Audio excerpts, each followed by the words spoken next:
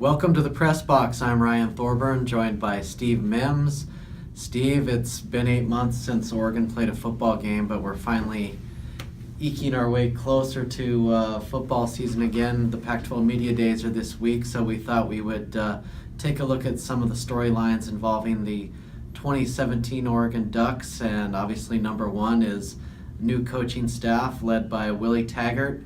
I guess he has a good history of rebuilding programs, but year one, what are you kind of expecting with the Ducks? Yeah, you say a long off season. It's been a long time since Oregon's had 8 months off in between games. We got used to having 7, but when you only get 8, that leads to the coaching change. And yeah, I think it'll be fascinating to see. Like you say, he's done it at Western Kentucky and at South Florida. Pac-12 is a different deal, but I think early indications we've seen. There's been some lost players that may come back to haunt them this year, not having a Darren Carrington and Jalen Brown in that, but I think he's got enough on the recruiting, enough kind of goodwill on the recruiting trail that the fans are kind of excited to see what comes up, and this year might be a real mystery.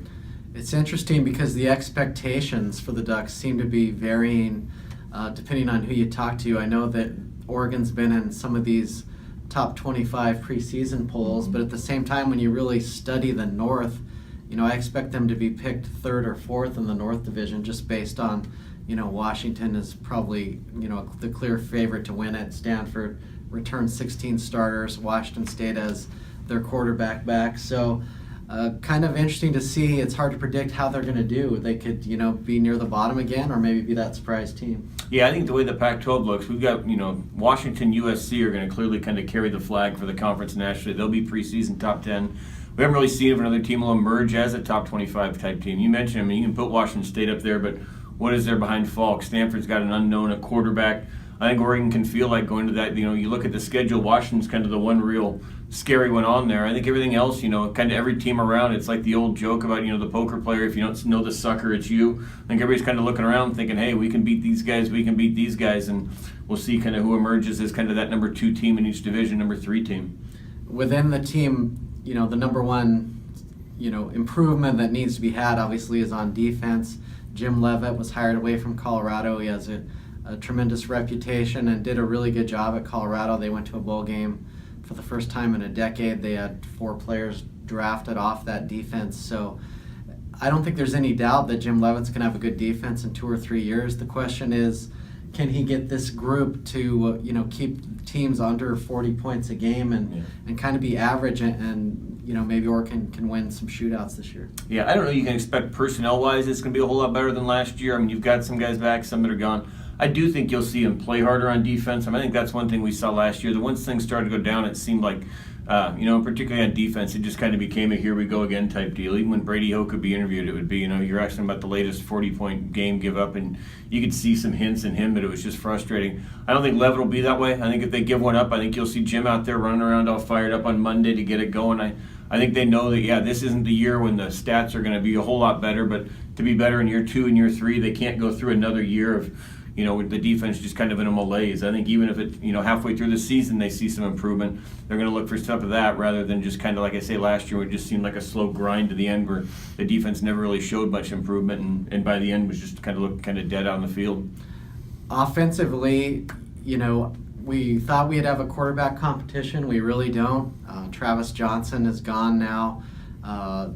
Justin Herbert is clearly the guy. Started the last 9 games last year, 8 or 9 games. Sophomore from Sheldon High School, has all the physical tools.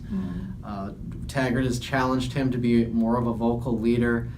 He's going to be one of 3 quarterbacks at the Pac-12 Media Days, along with Sam Darnold of USC and Browning of Washington, 2 guys who are supposed to meet in the championship game and maybe contend for the Heisman. What do you want to see from Herbert this year beyond just playing well as he kind of did as a freshman? Stay healthy. Yeah. That depth chart behind him is to the point where you got Braxton Burmeister and then it's Taylor Alley, and I know we talked about some of the freshman athletes, but this season, that's why it's hard for me when people say, how many wins do you think Oregon gets? It's like, well, tell me how many games Justin Herbert's healthy for. If he's healthy for a certain amount, I can see people saying 7-8. If you find out that he's going to miss a few games, I just think the way they're set up right now, that depth chart, it would be really hard for him to win a Pac-12 game without him. So It's why I also think you may see Oregon run the ball a little bit more this year. You take the lack of experience with the receivers and just the fact that you got a good line and good running backs, and you need to keep him healthy. I think we'll see them run a little bit more with the running backs, not as much with him, but I do think that the health of Justin Herbert changes this whole season if it goes south. Well, certainly the offensive line has some depth. Mario Cristobal has a reputation as being a really good offensive line coach. And then you mentioned Royce Freeman and all the running backs coming back. So that can take some pressure off of Herbert. But what won't help him is losing Darren Carrington, who has been dismissed from the program following a DUI arrest. Really, even with Carrington, they were, very thin at that position. Now you take away, one of the best, deep receivers in the country. So that's going to be tough. You're going to see some freshmen out there with Charles Nelson, and that could be an issue. Yeah, they definitely need to get somebody on the outside. It's not going to be Nelson on the outside. Everybody's talking about Dylan Mitchell, Dawood Davis, these kind of guys. Somebody of that group's going to have to be a 40 to 50 catch guy. I mean, Nelson, I think he gets you what he's gotten you in the past, 50, 60 catches, but somewhere or another, these guys who have 0, 1, 2 career catches, a couple of them are going to have to become 40 catch guys. Somebody's have to get 20 of them. We're going to see how they divvy it around, but yeah, I mean, we're going to see, you're going to need to see some of these freshmen ready to go right away, and you're going to need 3 or 4 guys who've never done it before with any consistency to come through for you for this receiving core to give Herbert the help he needs. Well, those are some of the questions I'm sure Justin and Troy Dye and Willie Taggart will be asked about this week, and I'll be down there reporting for the Register Guard, and we will talk to you soon.